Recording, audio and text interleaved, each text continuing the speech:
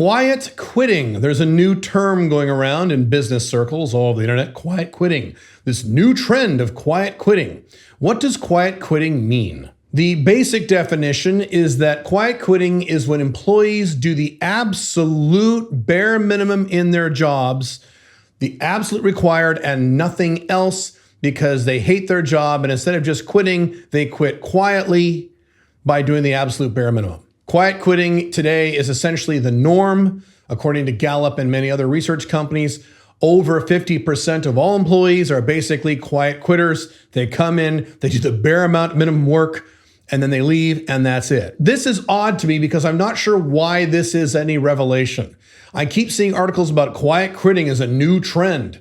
No, it's not. Quiet quitting is the norm and has been the norm for many, many decades. I mean, the 80s, the 70s, the 60s, that was the norm. Most employees don't like their jobs. I have seen many scientific surveys that say that 80% plus of everyone who has a job either hates their job or dislikes their job. So of course, most people who work in companies are going to be these quiet quitters who barely do the minimums.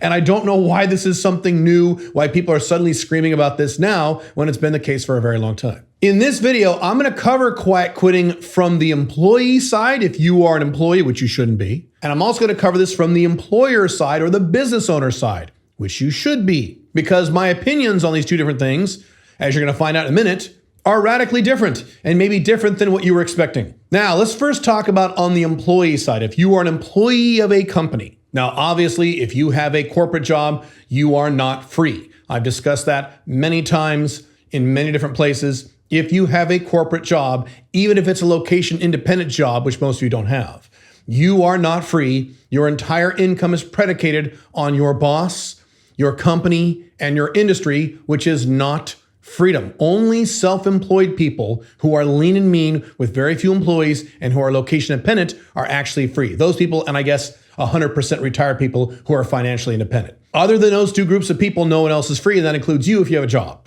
So if you have a job, I've talked about this many times before, you should consider that as if you had cancer. You don't just say, well, I have cancer, that's just the way it goes. No, you do the best you can to fight the cancer so that you don't have cancer anymore. And if you have a job and that is your primary source of income, you are in very, very, very, very big trouble, if not already, especially during the collapsing civilization in which you currently live. This means that if you are an employee, you should do what I did back when I was an employee over 25 years ago, and that is you should start your location independent Alpha 2.0 business on the side. And while you do that, and this is advice I've been giving for 15 years plus now, while you do that, you do quiet quitting, at least a version of it with one slight little twist I will give you in a second. But yes, if you're building your business on the side, which is, by the way, how I started my first company, if you're building your business part-time on the side at nights and on weekends outside of your job, you don't want to bust your ass at your job because you only have a certain amount of finite energy and emotional energy and physical energy in any given 24-hour period. And so if you go to your job and kick ass and do everything great because you want that promotion, and then you go home at 5, 6 o'clock, and then you want to work several more hours in your own business, you're probably not going to be able to pull that off. Very few people have that level of energy and motivation, including myself. So instead, what you do when you have your job and you're building your business on the side and you're an employee is you do, and this is my standard advice I've been giving for a long time, the least amount of work at your job so that you don't get yelled at. So that is a little different than quiet quitting. Quiet quitting means you do the bare minimum to not get fired, literally the bare minimum. That is not smart. And a lot of people do this.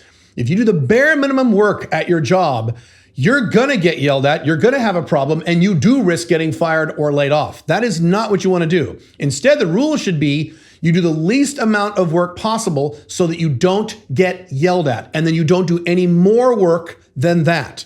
That way, you're not on anyone's radar, no one gets on your case, no one has you in mind if their boss comes out and says you need to fire 6 people out of this department, because if you're doing the bare minimum to not get fired, that's gonna be you. This is exactly what I did. My last 2 jobs over 25 years ago when I was a very young man, when I was working a full-time corporate job and starting my consultant practice on the side, my last 2 companies I worked for was a large corporate bank that was owned by Wells Fargo. I didn't work at the bank branch, I actually worked in the corporate offices.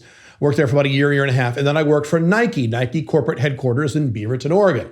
And in both those companies, I was building my business on the side. So in both those scenarios, I went into work. I was never late. I actually did the work, and I did as much work as I could to not get yelled at, but that's it. I drew a line right there, and I didn't do any more work because I wanted to save that energy for when I got home and on the weekends to build my business that would set me free, which, by the way, worked.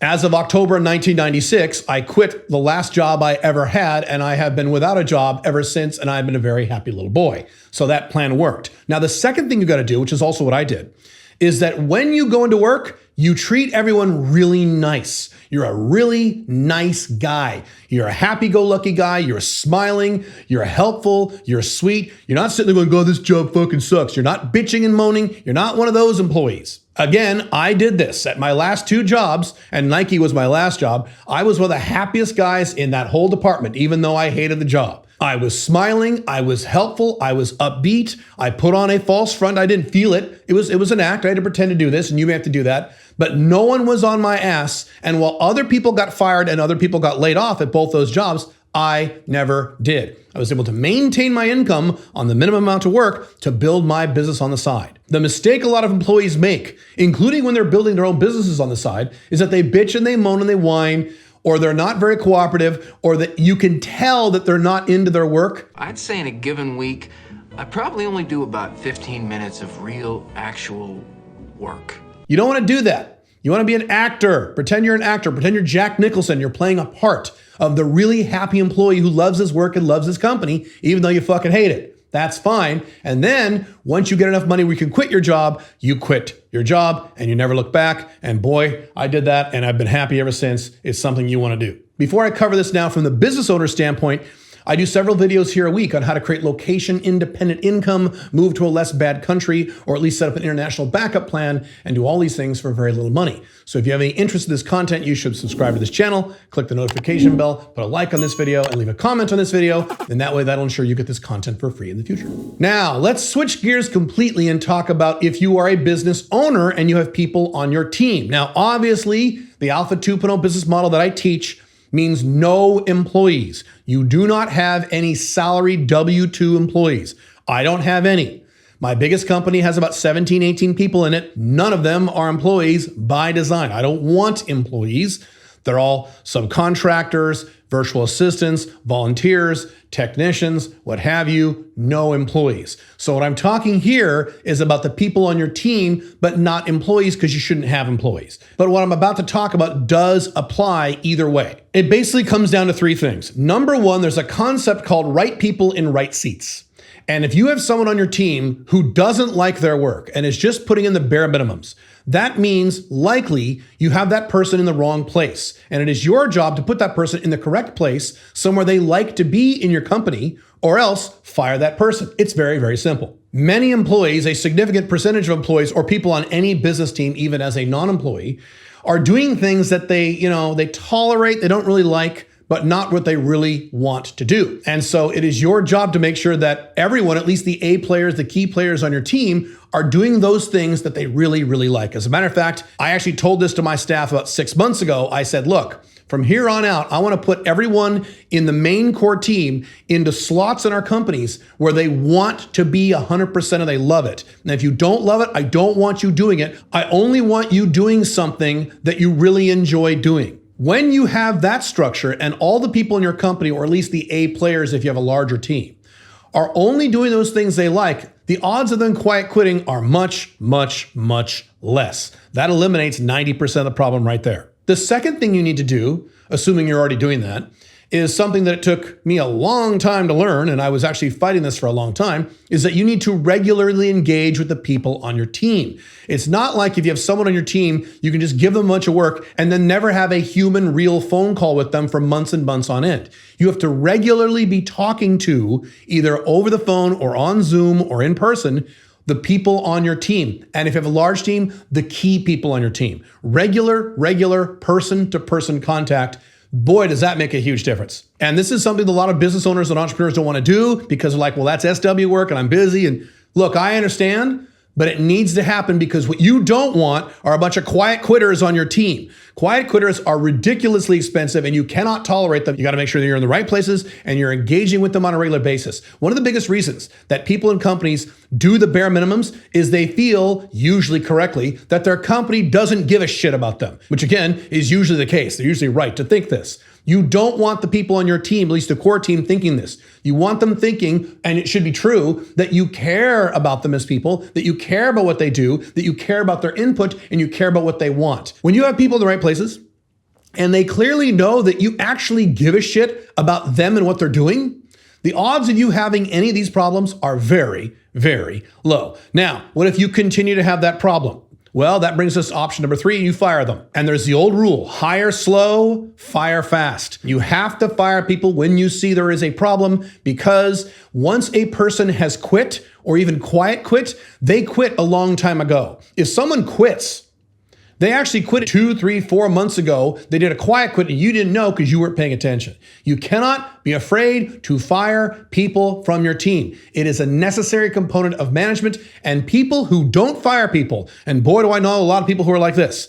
I'm a business consultant. I work with hundreds of companies over the past 25 years. There are a lot of business owners who just don't want to fire people. They say things like it's too much work because then want to go find someone new and then want to spend 3 months training that person, which is dumb because you should have documented SOPs and operations manuals in your company and blah, blah, blah. It's too expensive. Or they say, well, Dan's, I know he's not very good, but Dan's a nice guy and he's got 3 kids and I can't fire him. What would he do? How would he pay his bills? No, you fucking moron. You must fire people, assuming you made a good effort to do these 2 things first. Now, it's probably unfair to just instantly fire someone unless they're a long-term problem. But if they were a long-term problem, whose fault was that? It was yours. And that's the bottom line here, is that if employees or team members are quiet quitting, that is not only a failure, it is a double failure on the part of the business owner. That means not only did the business owner not fire that person when they should have been fired, but that business owner isn't even aware or doing the things necessary to prevent them doing that. When you have people on a team that are quiet quitting, that is a failure of the business owner, period, and a story, no matter what. Now, that doesn't mean that it's a good thing as an employee to be a quiet quitter when you have no other option. That's kind of dumb, but you get my point. If you are an employee and you want to start your own location independent business, you should watch this podcast video right now on how you can start your own business when you have no business experience. And I'll see you in that video.